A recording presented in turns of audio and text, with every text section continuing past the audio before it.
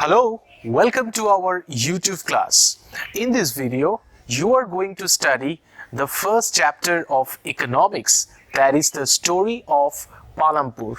Now, economics is the new subject added to class 9 and you might wonder what this subject is all about. Very simply, economics is about the study of production, distribution and consumption of goods and services. Now this chapter, the story of Palampur, will tell you the basic idea of production. So let's get started. Palampur is actually an imaginary village. There is no such village called Palampur in India. It is an imaginary village. Palampur is well connected with its neighboring villages through transport networks such as road transport, tongas, bullock carts and motor vehicles such as motorcycles, jeep, tractors, etc. There are about 450 families living in Palampur, and this village also consists of several castes, higher caste and the upper caste people. Most of the major caste people own their lands and they live in pakka houses, that means the houses that are made up of bricks and cements, and most of the ACs, that means the scheduled caste people or the Dalits people, they live in kacha houses, that means the houses that are made with mud and straw. And all the houses in Palampur have well electricity connections, and the fields, that means the farming lands in Palampur, are well irrigated. Now, this village also has two primary schools, one high school, one health center run by the government, and one private hospitals where the rich people go for treatment. Now, this description of the village of Palampur shows that it is a well-developed village. And like most of the villages in India, the main economic activity of Palampur is farming. Other than farming, there are also non-farming activities as well, such as small manufacturing, shopkeepers, people who are involved in transport system, etc. So at first, I shall be telling you about the basics of production.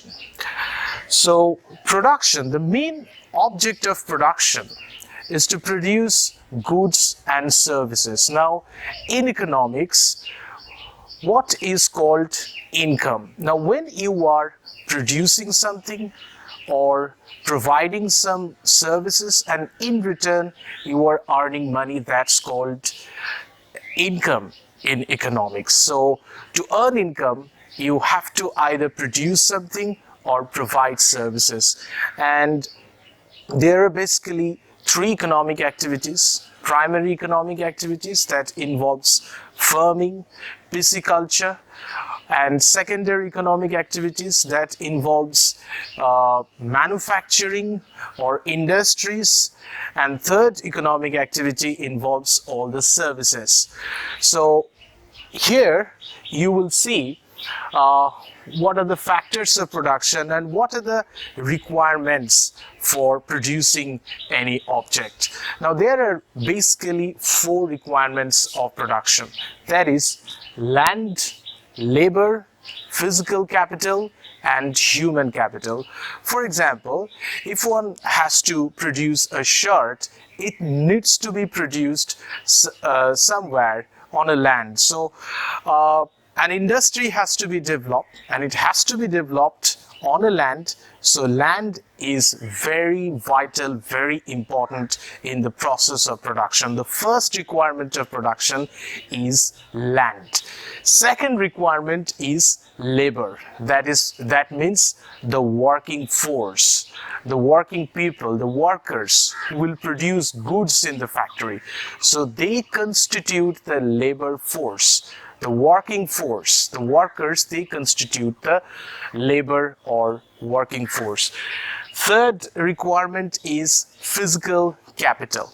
Now, physical capital is divided into two categories, that are fixed capital and working capital. What is fixed capital? Fixed capital refers to the objects that can be utilized for longer period of time, such as tools, machines, buildings, for any production or developing any industry. Now, these things are very important.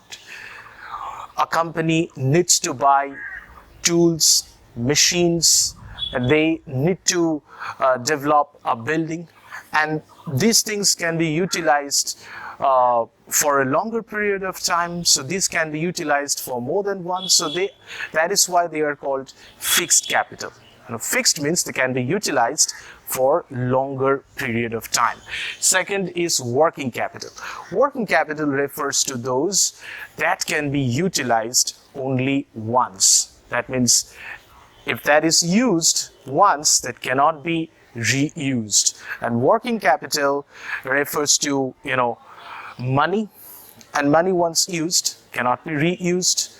Raw material, seeds, now these things can only be used once. So things that can be used only once, they are working capital, and things that can be used repeatedly for a longer period of time are called fixed capital. And the last requirement is human capital. It is absolutely important. Human capital refers to actually human skill and knowledge that is important to take the initiative of proceedings or of production. Now, someone has to take this initiative to combine these four requirements. To combine these requirements, someone has to take the initiative of beginning a production unit. So that is human capital. It is actually human skill, human knowledge, human training, human initiative or entrepreneurship. This is human capital. You will study about human capital or human resource in the next chapter. So these four items, these four requirements: land, labor, physical capital, which is divided into fixed capital and working capital, and human capital. These four requirements are together called factors of production, because these four things are absolutely necessary for any kind of production. Hope you have understood this. Now, I will be telling you some of the features of farming in the village of Palampur. Now, land is fixed. We cannot increase the amount of land. But with the increase of population, food demand increases. And to meet the extra food demand, crops needs to be grown more. But we have a limitation. Land cannot be increased. That is fixed. Land is fixed. So what can be done to increase crop production? Now, to increase crop production, the method that is utilized, it is called multiple cropping. That means producing more crops, producing more than single crop on a single plot of land. Now, what do the farmers in Palampur do? In the rainy season, they produce kharif crops such as jowar and bajra. In the October and November, they produce potato. And in the winter season, they produce wheat, which is known as rabi crop. And they also separate a plot of land for the production of sugarcane. So this method of producing multiple crops on a single plot of land is called multiple cropping, which the farmers of Palampur also resort to. Another method that is also used to increase crop production, that is using of high yielding varieties of seeds. Now, thanks to the Green Revolution that came about in India in 1960s, most of the farmers in India started to use high yielding varieties of seeds. High yielding varieties of seeds is different from common seeds, it has greater yield or greater production. But there are some conditions of utilizing high yielding varieties of seeds. So if the farmers have to use high yielding varieties of seeds, they need to use chemical fertilizers, insecticides, and they also need to put in place irrigation facilities. So without providing chemical fertilizers, insecticides, or providing irrigation, high yielding varieties of seeds will not give desired results. But there is some limitations of using high yielding varieties of seeds as well. Now, it decreases the quality of soil very rapidly. So the soil soon becomes infertile for cultivation. Now, the villagers of Palampur, they have also benefited of utilizing high yielding varieties of seeds. Now, in India, the best benefit of Green Revolution came in Punjab and Haryana and in Uttar Pradesh. Now we will see how are the plot of land, how are the farming land are distributed in Palampur.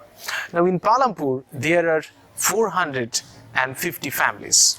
Out of these 450 families, 1/3 of the family, that means 150 families, have no plot, no land of their own. So these people, these farmers, they work in the land of other farmers who own land in return of wages. So there are about 150 families in Palampur. They have no land of their own. They work as land laborers. And in history, probably you also have studied that those who have no firm land of their own, the farmers who have no firm land of their own, they were called serf. Of the remaining 300 families, 240 families are medium-sized farmers. That means they own medium-sized lands. So medium-sized lands here refers to lands that is 2 hectares in size, and 60 families, they have more than 2 hectares of land. So 60 families in Palampur, they are large-scale farmers, and 240 they are medium-scale farmers. We will also look at the workings of these 3 types of farmers. Now, those who have no land, or those who have very little plot of land, for example, those who have 1 hectare of land, they are very poor. So when farming season arrives, they need to invest money in their land. They need to buy seeds, they need to buy some tools or machineries. But sometimes the small scale farmers do not have money to buy these things, to buy the things required to start their production. So what they do, they borrow money from the large scale farmers at a very high rate of interest, and probably they have to borrow money at the interest rate of 25% per month. So they have to provide this, they have to pay this interest along with the principal, and they also have to work in the land of the large scale farmers at a very meager wages, for example, for 35 rupees a day. And the large scale farmers are quite well off in Palampur. They have a lot of land, they produce lots of crops, so they could sell those crops in the market, earn a lot of profit. But for the small scale farmers, they do not have that much surplus.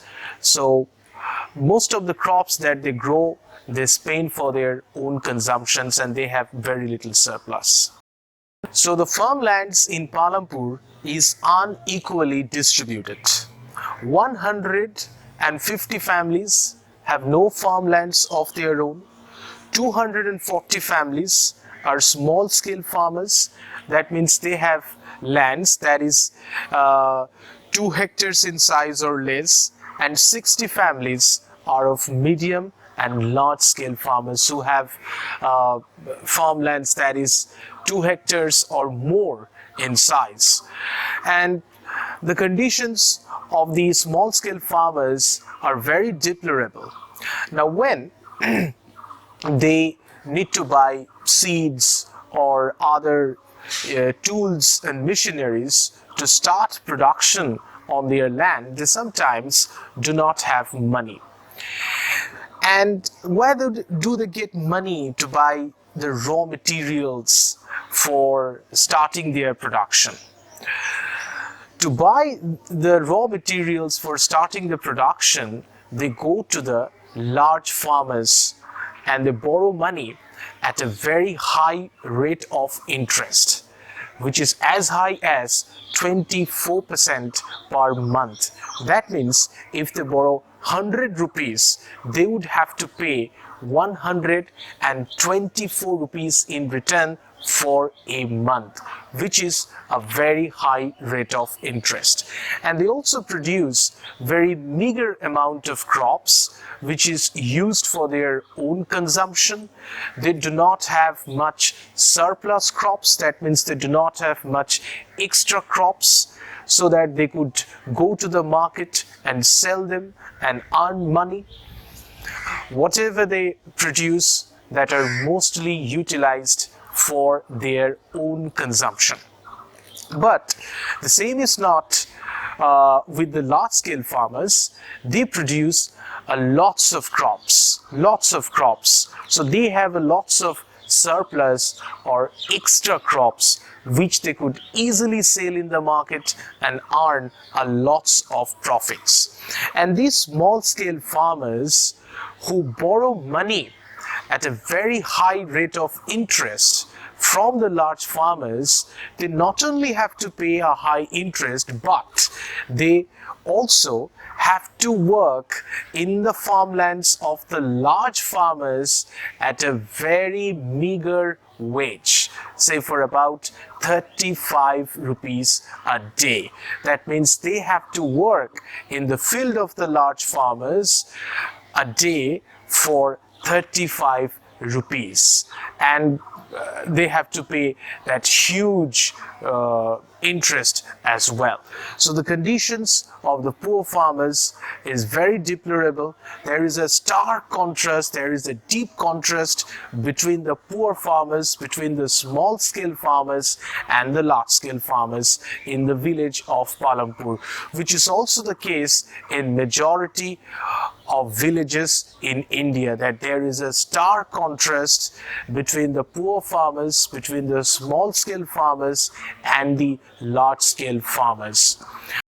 Some of the villagers in Palampur are also engaged in non-farming activities as well. Among the non-farming activities, there is dairy. Dairy is a common non-farming activities, that is selling of milk and milk products. Among the non-farming activities, there are small shopkeepers. There are many shops scattered around the village that sell rice, wheat, groceries, notebook, pencils, etc. So there are good number of small shops scattered around the village. And some people are also engaged with transport system as well, who draw rickshaws, tongas, and other manually driven cart or something like that. So what we have gathered in this chapter is that this is the village called Palampur.